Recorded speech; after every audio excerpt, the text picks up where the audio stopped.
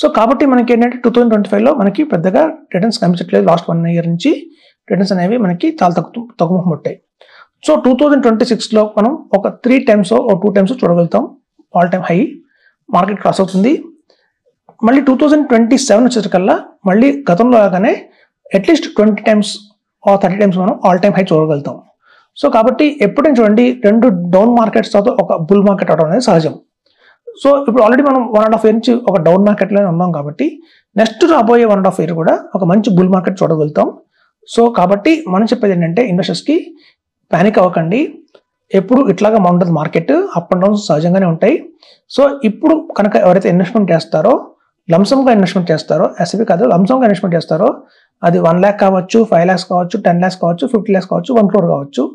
So మన దగ్గర చాలా మంచి ఆప్షన్స్ ఉన్నాయి. మ్యూచువల్ ఫండ్స్, SIF, అలాగే PMS, AIF ఇట్లాంటి ఈక్విటీ వాటిలో కనుక ఎవరైతే ఇప్పుడు కనుక ఎంటర్ అవుతారో వాళ్ళకి బై 2027-28 కల్లా కూడా బ్రహ్మాండమైన రిటర్న్ చూడడం అవకాశం ఉంటుంది.